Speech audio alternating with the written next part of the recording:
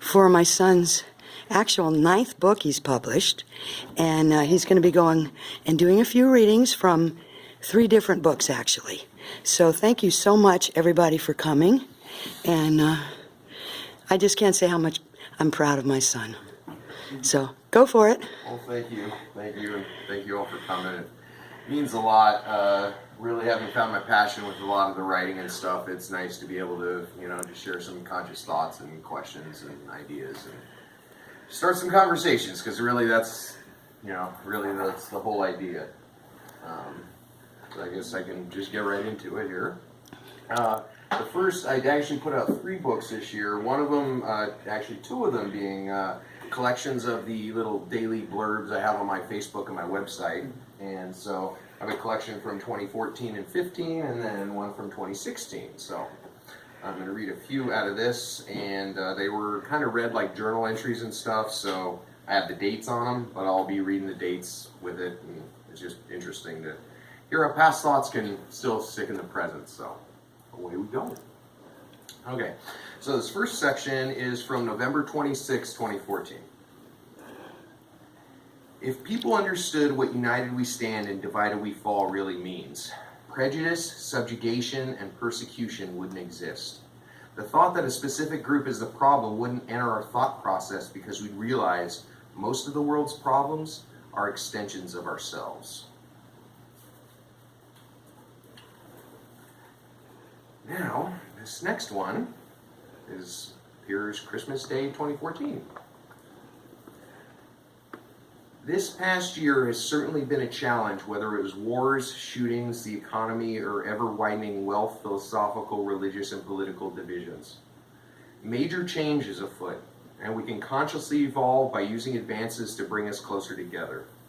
We can also choose to resist change by fighting tooth and nail to keep things the way they've always been, which pulls us farther apart. What makes us human brings us closer together. This realization doesn't force revolution, it breeds evolution. And so the next one I'm going to be reading from is a little shorter, but it's to the point, January 2nd, 2015.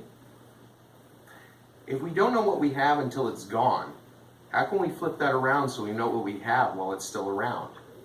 One word: gratitude. And the last little section from this one I'm going to be reading, January 10th, 2015. If we want to take divisiveness out of our politics, we need to take divisiveness out of our lives. If we want to inject thoughtfulness, accountability, and humanism into our politics, we need to inject thoughtfulness, accountability, and humanism into our lives. We create politics and politicians. They don't create us. If we want to change our political system, we must change ourselves. So that's 2014, 2015. Now I got a few from the next one. Got to give her, a little taste of each of the ones I did. Can't believe it's 3 books this year. It's a lot. Worth it. Okay, so this first one is from January 2nd, 2016.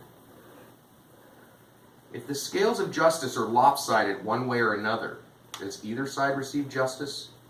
If a rich person gets away with running somebody over and killing them while drunk, and a poor person gets convicted of manslaughter, does either receive justice? If a police officer gets away with shooting somebody of one race because they were scared, but goes to prison for shooting somebody of another race, even though the circumstances were exactly the same, does either receive justice? We have major race and class issues that have been around since the beginning of time. With that said, if we ever hope to get past them, criminal penalties must be the same no matter the color of somebody's skin or how much money is in their bank account. Accountability through humanism is how we level the playing field and clear the roadblocks that prevent us from evolving. None of us have justice until we all have justice. None of us are accountable until we're all accountable. So the next section I'm going to read here is January 5th. There's a lot of good ones in here. Sorry, maybe I'm a little biased, but okay. Okay, January 5th, 2016. If we're told that our guns are being taken away, but no evidence exists beyond anecdotes, where does that leave us? If we're told that we're being overrun by radical Muslim terrorists when statistics show more people are killed by radical Christian terrorists, where does that leave us? If we're told that so many people are flooding over the Mexican border that we need to build a wall, when statistics show most illegal immigration takes place by people from Europe and Asia overstaying their visas, where does that leave us? You know where I'm going with this. We're told a lot of crazy stuff about the threats we face, most of the time to push an agenda. We must realize that fear and racism clouds our critical thinking, causing us to blindly follow whoever yells the loudest. Our biggest threat isn't guns, terrorists, or immigrants. It's us not asking critical questions. So the third one I'm going to read from here, January 22nd, 2016. If a smiling blue sky is all we see, are we ignoring everything else? If positive thoughts of the beauty surrounding us are the first thing on our mind, are we deleting all others? Are we changing our perception so as to not blind ourselves, but to truly see life and what's important? Some of us get blinded by the light when we only see what's positive and bright because it gives us the false impression that it's the only thing that exists. When something bad does happen, it might cause us to go into crisis mode because we don't know how to handle it. Some of us choose positivity, realizing it's not sunshine and roses all the time. When we breathe beauty into our soul, it carries us through the bad times, which become shorter and leave a smaller footprint. How we perceive life is how we live it. We just have to ask ourselves what produces the best results. So the last section here I'm going to read, March 18th, 2016. If we really are America the Beautiful like we claim, do we remember how to crown the good with brotherhood from sea to shining sea? Does our brotherhood only include people who think, look, and act like us? Do we comprehend the full definition of brotherhood, which includes brothers, sisters, animals, and all other living things on the planet? We can claim all day long that we're accepting of people, and as long as somebody has the courage and determination, their mind can help them achieve anything. However, if our actions are utterly detrimental because we believe life, liberty, and the pursuit of happiness only applies to us and not those weird, stinky people with strange beliefs, then we have no idea what brotherhood really means. We prove that we cherish brotherhood with our fellow man by not just talking the talk, but walking the walk. We stay American by continually taking steps forward. So that's those are my little collections there. And now I'm going to read a few sections from the fourth novel in my Search for Truth series, A Rude Awakening. Now, I wanted to give a quick little recap just of the series, kind of where we, bring us kind of up to speed. Jason basically got the dream job in New York for an investigative journalism magazine, and he uncovered a large conspiracy dealing with illegal immigration, insider trading, took down a corrupt congressman, and it just kind of snowballed into a world of halls of power and, deceit and conspiracies and everything. He ended up meeting up with his long-lost girlfriend just through synchronicities along the journey. They end up taking down the president by the end of the book, and so afterwards they're on the run. Second book starts, they follow a secret postcard to Cuba. They discover a secret technology that's being developed to help aid the worldwide drought, to bring water from the East Coast to the West Coast, actual water pipelines that might benefit people, snow, and just something that could basically desalinate water immediately. Maybe it's my dream, whatever, but gotta put it out there. And so the third book basically starts where Jason and Christina, my main characters, are kidnapped, and then they get kidnapped by the kidnappers, and they end up in Jerusalem. The book has to do basically with private armies and militias, and that always led back to the Mossad for me for some reason. So they end up there, they get basically in the middle embroiled of this, the Palestinian-Israeli conflict, dealing with militias and these private armies that basically want to take over the pipeline and take control of it because they see the billions and billions of dollars that could be made. And so, they stop a secret arms deal, they aid a little bit in the what they could, in Jerusalem. And the third book basically ends where they're just relaxing at their humble cabin, having a drink and a smoke, and Christina goes to take a drink of water and she collapses. So the new book basically starts with Jason taking her to the hospital because he pretty much discovers that she's been poisoned. So that's close to where I'm starting off now, although this section is basically after Jason has just brought Christina to the hospital, and he walks out confused and scared because she basically got abducted to a secret lab for testing. And so now he's kind of freaking out, not sure what he should do.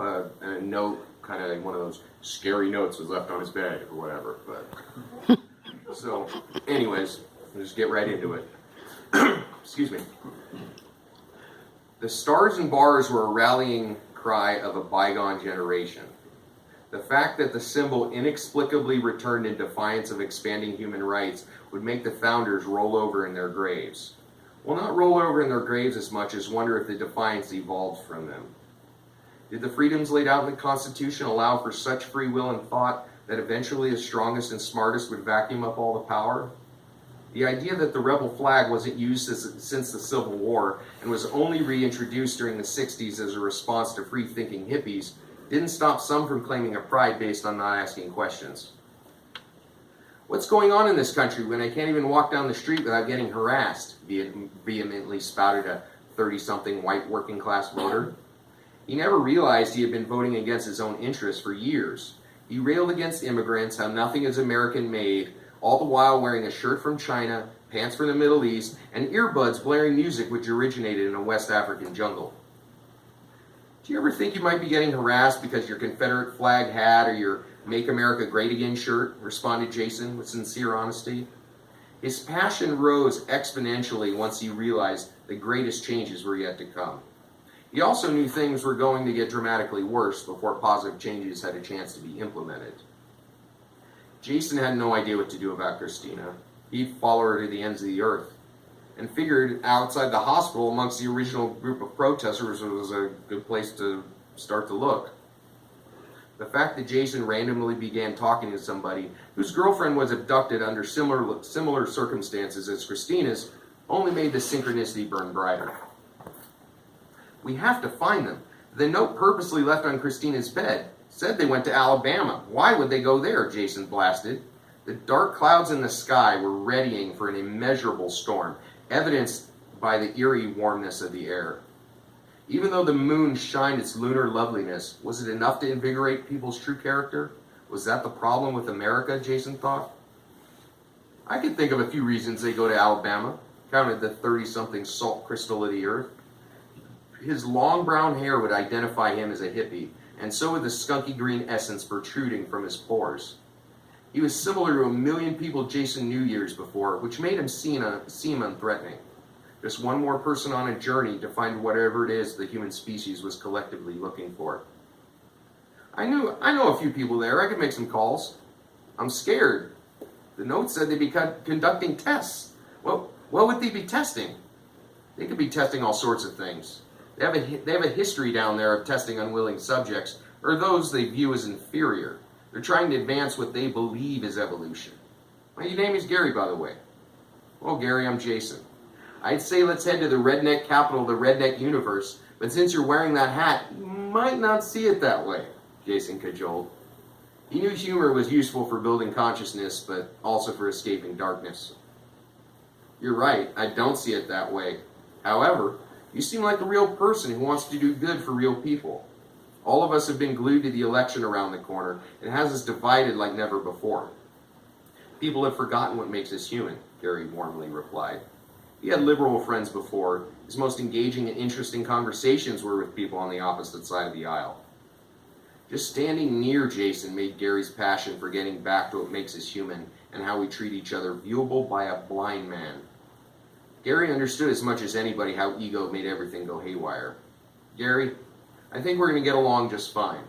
If I can befriend a Palestinian, I can befriend a redneck, Jason artfully deduced.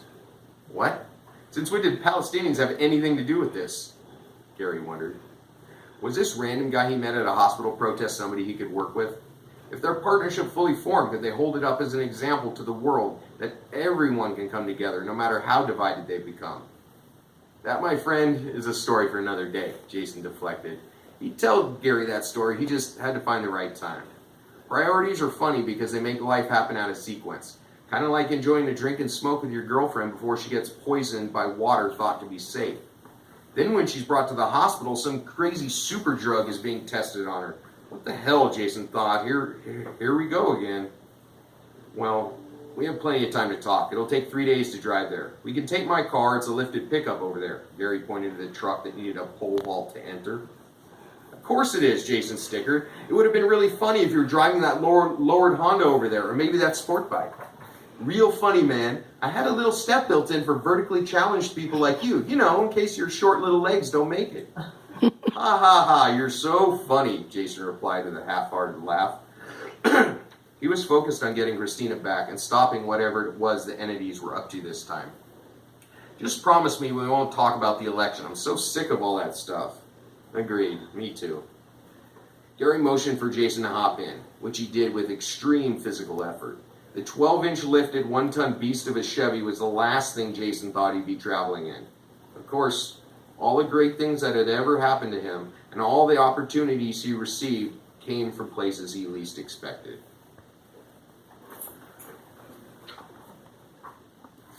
So the next section I'm going to read from here.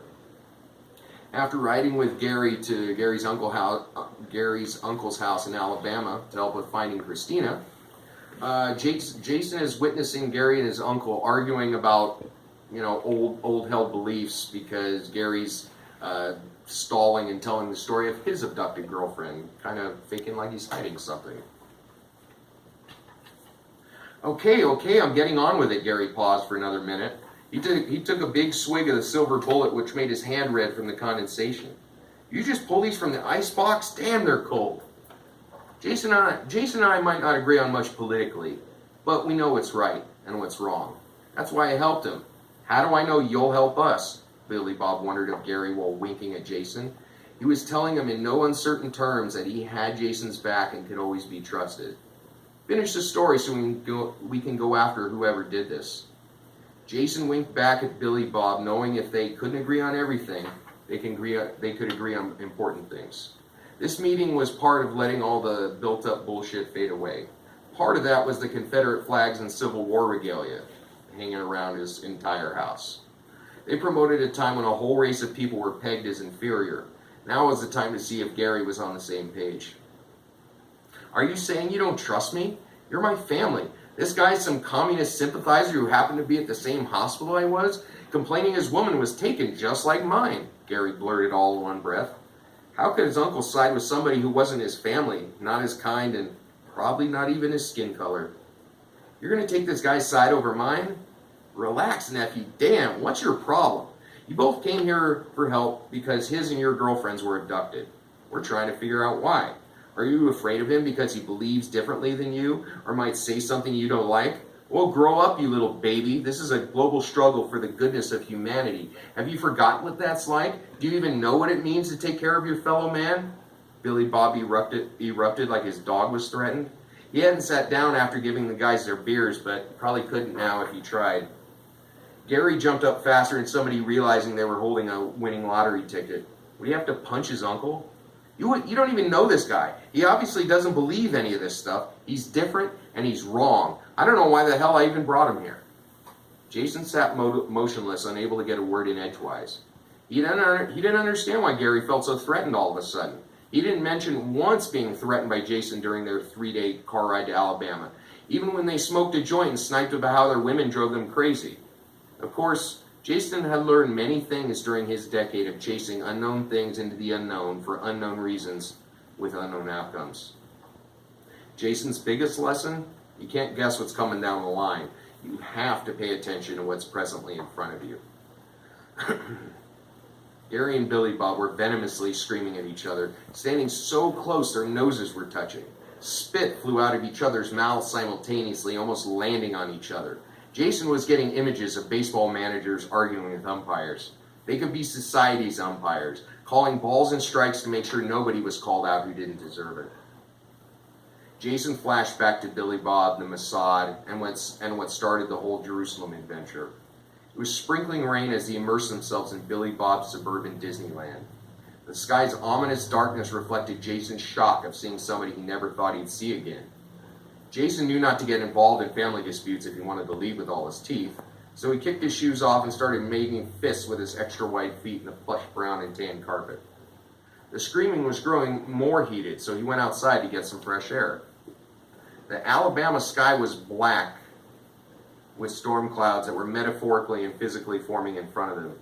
As sunny skies began to poke through, a beautiful rainbow shined bright as the morning sun right in front of Jason. What a sign, he thought. When things looked like they couldn't get any darker, he let go. The rainbow was a symbol that things would always get brighter, but only if he allowed it first. Fully rejuvenated, Jason returned inside the oak door that featured a Make America Great Again sign.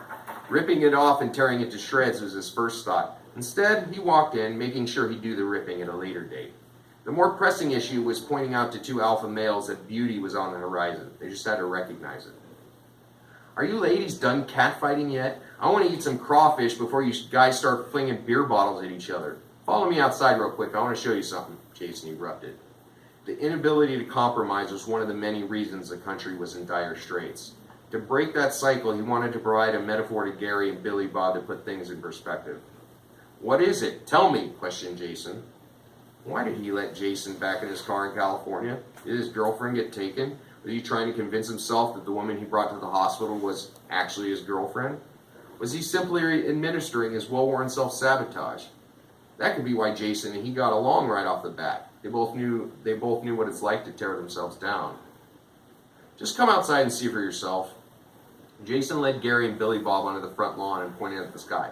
You see that, you assholes? No matter how dark it gets, no matter how much crap you fling at each other, there's always beauty in the world. No matter how much you try to stop collective forward progress. We just have to open up our fucking blinded eyes and look. Damn.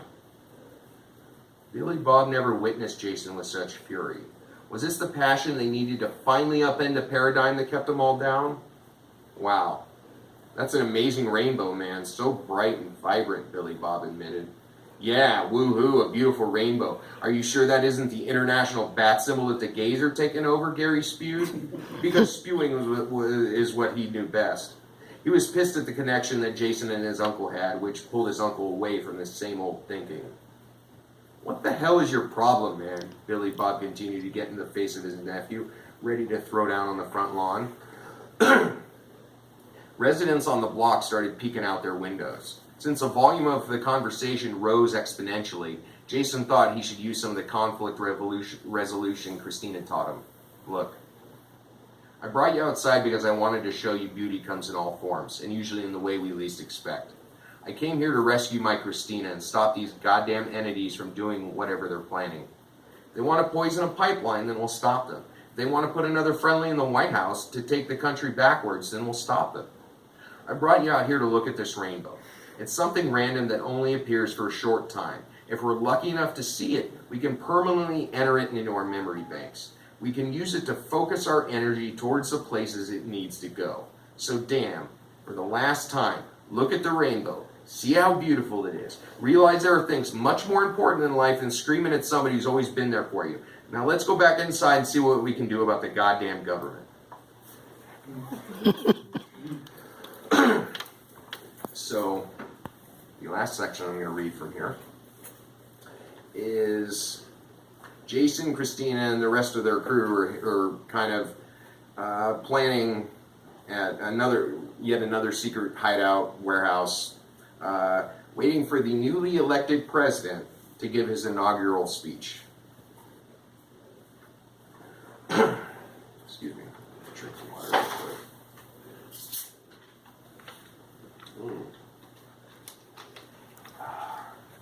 I just pulled a Marco Rubio. Anyway. Billy Bob turned to Jason and grinned. If all Yankees were like Jason, he thought, maybe the North wouldn't have been filled to the brim with carpetbaggers.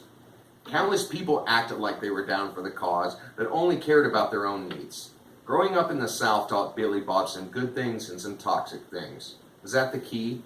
Was that why the entities were headquartering in a place that was the antithesis of home of the free? During the Civil Rights era, the South was on the precipice of major change. Some ideas ended up being squelched for being too radical. They needed to return to that radical history. Billy Bob was about to open his mustachioed mouth as the TV came on. "I think the TV is talking," Jason described the universal looks of "How stoned are you?" "I was going to ask you how stoned you are, but judging by the eye rolls around this table, I'd say everybody already thought it for me," Bryan sarcastically replied. The entire table reveled in much-needed levity. This was something they needed to cultivate in themselves, as well as everybody else once they left the warehouse. Nobody knew what the streets would be like. Not to sound like a broken record, but some guy is talking, Jason repeated, pointing at the supremely unfunny joke about to take the oath of office. He expected nothing less than a hate-mongering marionette to be under control of Christina's mom. It's the puppet of the year. Before the rest of the group reacted, words oozed out of the 1993 barely working picture tube TV. "Having just been inaugurated a few hours ago, I'm getting used to what president means. The decisions I make and the legislation I push through affect all of us. I make careful decisions not only to benefit myself, but the whole country." Is he thinking out loud? Did he just discover that he can't benefit only himself? Christina loudly observed. She knew he was a puppet for the most radical agenda the world ever saw, but still, man, this guy is dumb. He isn't the sharpest tool in the shed. Just remember, though, half the country voted for him. Does that mean they're dumb, too? Billy Bob fired back. He was comfortable enough in his and Jason's friendship to challenge Christina, even if she was intoxicated by the most original designer drug in history. Some of the people have been dosed, some haven't. Some are rabid racists, some aren't. Painting people with the same brush led to this problem in the first place. Just as Christina was forming her rebuttal, she shifted uneasily in her chair. She didn't want to sit on her ass anymore. She was antsy for action. She wanted more than anything to stop her mother once and for all. Christina found it darkly funny that they needed to save the country first. Her mind spun with possibilities. Almost as if he was listening in on their conversation, President Bannon spoke again. "Many changes will be made in the coming days. Don't be frightened.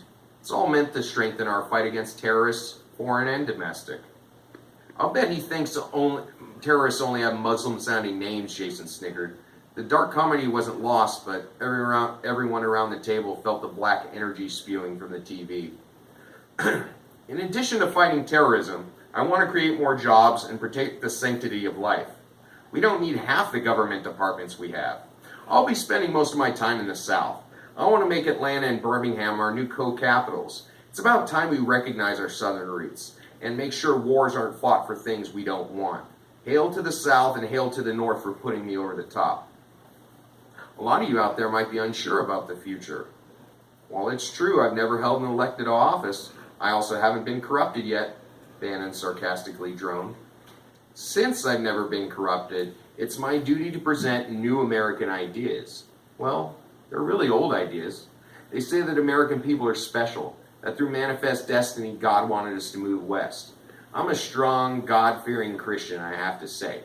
God and his associates have assured me that moving the capital to the South will give America the jumpstart it needs. I encourage everyone to channel their rage and passionately admit what you haven't for a long time. Make sure everybody knows where you stand on everything. Don't ever hide who you are. This is a new day. We'll fight until we win, and we will win.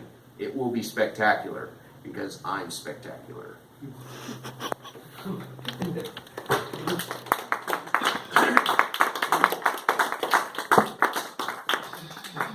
Any questions, comments? If you haven't guessed, basically, I was telling you the subject of the 3 books. This one kind of deals in the South, deals with a lot of racial issues and social engineering. He does move the capital to Alabama. And basically, I use this book as a vehicle to talk about racial issues because it's I'd like to say it's a big thing right now, but it's never not been a big thing.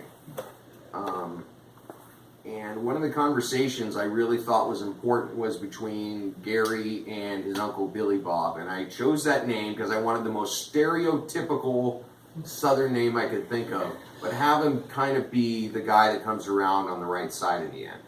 I wanted the conversation between basically old redneck who sees the light and is now pushing his life into the right direction, having the conversation with his nephew who hasn't seen the light yet.